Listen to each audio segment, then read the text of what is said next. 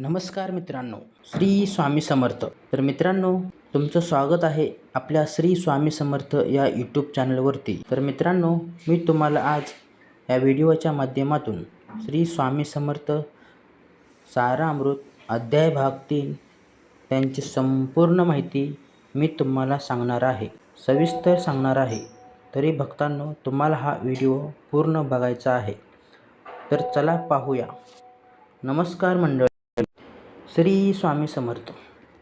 अक्कलकोट नगरीत स्वामींचा दिव्य दरबार भरत असे. भक्तजन दूरदूरून दर्शनासाठी येत असत. कोण दुःखी, कोण रोगी, कोण संकटात बुडालेला स्वामी सर्वांचे दुःख जाणून घेत असत. एका दिवशी एक गरीब ब्राह्मण स्वामींच्या चरणी आला. त्यांच्या डोळ्यात अश्रू भरले होते. घरात अन्न नव्हते. संसार संकटात होता. तो स्वामींना म्हणाला, माझे रक्षण करा. स्वामी शांत बसले होते. क्षणभरासाठी त्यांनी डोळे मिटले. नंतर हसून म्हणाले, भिवू नकोस, सर्व काही ठीक होईल. ब्राह्मणाला विश्वास बसला नाही, पण स्वामींच्या शब्दात अपार शक्ती होती. तो नमस्कार करून घरी निघाला. मार्गात त्याला एक जुना मित्र भेटला. त्या मित्राने त्याला काम दिले. त्याच्या घरात सुख येऊ लागले. ब्राह्मण आनंदाने पुन्हा स्वामीकडे आला. तो म्हणाला, ही सर्व तुमची कृपा आहे. स्वामी म्हणाले, करते करविते आम्ही नाही, सर्व ईश्वराची लीला आहे. भक्तांनी जय जयकार केला. दरबार भक्तिमय झाला. तर मित्रांनो, एक स्त्री आपल्या आजारी मुलाला घेऊन आली. मुलगा अनेक दिवसापासून तापाने त्रस्त होता. वैद्यांनी हार मानली होती. आई रडत रडत स्वामींच्या चरणी पडली. स्वामींनी त्या मुलाकडे पाहिले.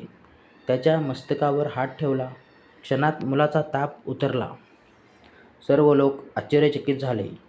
आई आनंदाने रडू लागली. ती म्हणाली, स्वामी तुम्हीच देव आहात. स्वामी हसले आणि म्हणाले, देव सर्वांच्या अंतरी आहे. स्वामींच्या या दर्शनाने लोकांना शांती मिळत होती. त्यांच्या एका शब्दाने संकट दूर होत होते. भक्तांच्या मनात श्रद्धा वाढत होती. अक्कलकोट पवित्र भूमी बनली होती. एकदा काही पंडित स्वामींची परीक्षा घेण्यासाठी आले होते. त्यांना स्वामींचे सामर्थ्य मान्य नव्हते. ते शास्त्रचर्चा करू लागले. स्वामी मात्र शांत बसले. अचानक स्वामींची वेदनातील मंत्र उच्चारले. पंडित थक्क झाले. त्यांना समजले की स्वामी सर्वज्ञ आहेत. सर्वांना नम्रतेने विचारसरणी त्यांचा चरण स्पर्श केला. स्वामी म्हणाले, अहंकार सोडा, ज्ञान विनम्रतेतून प्राप्त होते. हे ऐकून सर्वांचे डोळे उघडले. भक्तींचा मार्ग अधिक दृढ झाला. एका शेतकऱ्याचे बैल हरवले होते. तो नेहमी दुःखी होऊन स्वामींकडे आला. स्वामी म्हणाले, उद्या नदीकाठी जा. शेतकरी दुसऱ्या दिवशी गेला. तिथे त्याचे बैल सुरक्षित उभे होते. तो आनंदाने स्वामींच्या चरणी पडला. तुमच्या कृपेने माझे सर्व वाचले. तो म्हणाला. स्वामी फक्त स्मितहास्य करीत राहिले. अनेक चमत्कार घडत होत होते, पण स्वामी कधीच स्वतःचे कौतुक करत नव्हते. ते नेहमी भक्तांना नामस्मरण सांगत, रामकृष्ण हरी म्हणण्यास सांगत.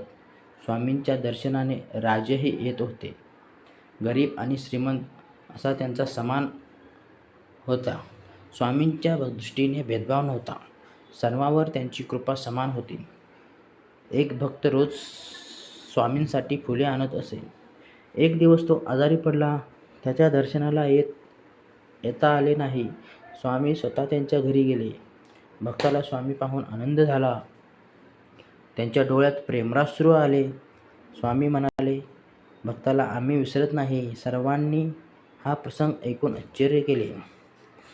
स्वामी समर्थांचा महिमा अपार होय. त्यांच्या नामात अनंत शक्ती आहे.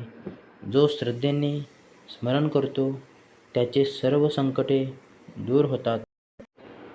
अक्कलकोटच्या दरबारात सकाळची वेळ होती. भक्तगण नामस्मरण करत बसले होते. स्वामी शांतपणे आसनावर विराजमान होते.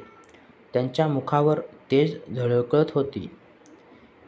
तेवढ्यात एक व्यापारी घाईघाईने दरबारात आला. त्यांचा व्यापार पूर्णपणे बुडाला होता. कर्जदार त्याला त्रास देत होते. तो स्वामींच्या चरणी कोसळला.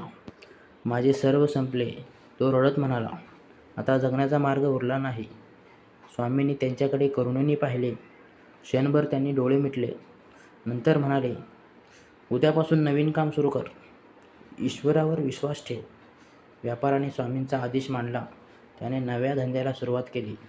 काही दिवसात त्याचा व्यापार वाढू लागला. घरात पुन्हा आनंद आला. तो दररोज स्वामींचे नाम घेऊ लागला. त्यांची श्रद्धा अधिक दृढ झाली. एक वृद्ध भक्त रोज मठात येत असे. त्याचे पाय खूप दुखत होते, तरीही तो स्वामींचे दर्शन सोडत नव्हता. त्याची भक्ती अपार होती. स्वामींनी एके दिवशी त्याला बोलावले. त्यांच्या पायावर हात ठेवला. क्षणात त्यांचे दुखणे नाहीसे झाले.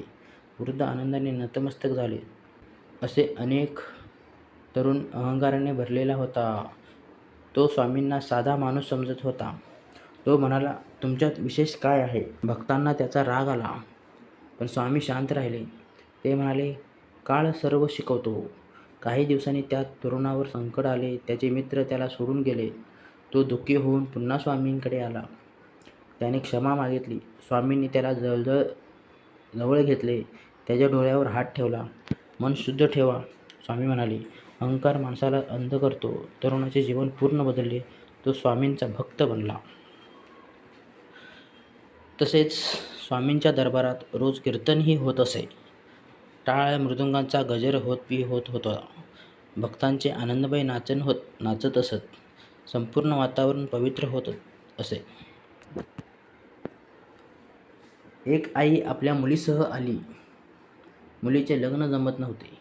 आई खूप चिंतेत होती. तिने स्वामींना प्रार्थना केली. स्वामी म्हणाले, चिंता करू नकोस. योग्य वेळ जवळ आहे. काही महिन्यात चांगले स्थळ मिळेल. मुलीचे लग्न आनंदाने पार पडले. आईने स्वामीकडे आभार मानले. तिच्या डोळ्यात आनंदाश्रू होते. स्वामी म्हणाले, सर्व ईश्वराची कृपा. भक्तांनी नम्रतेने मस्तक झुकावले. तसेच Incoming एकदा voice call मठात from मोठी गर्दी Suraj झाली. Main on सर्वांना SIM दर्शन हवे SIM1. होते. स्वामी शांत आणि प्रसन्न होते. तर Incoming सर्व voice लोकांना call from Suraj Main on प्रेमाने SIM आशीर्वाद देत होते. SIM1. त्यांच्या एका दर्शनाने मन शांत होत असे. त्यांच्या एका शब्दाने धैर्य मिळत असे. त्यांच्या कृपेने अनेकांचे जीवन बदलले. अक्कलकोट धन्य झाले. स्वामी समर्थांचा महिमा अनंत आहे. त्यांच्या चरणी भक्ती ठेवा, नामस्मरण करा, जीवन सुखमय होईल. श्री स्वामी समर्थ. अनंत कोटी ब्रह्मांड नायक, राजाधिराज योगीराज, अक्कलकोट के मूल निवासी श्री स्वामी समर्थ महाराज की जय. तर भक्तांनो, श्री स्वामी समर्थ सारामृत अध्याय भाग 3 याची संपूर्ण माहिती मी तुम्हाला सांगितलेली आहे. तर भक्तांनो, दुसरा अध्याय पाहण्यासाठी आत्ताच आपल्या चॅनलला लाईक करा, शेअर करा आणि सबस्क्राईब करून बेल आयकॉनवरचं बटन दाबा, जेणेकरून मी जे सोडलेले सर्व माहिती तुमच्या मोबाईलपर्यंत सर्वात अगोदर येईल. श्री स्वामी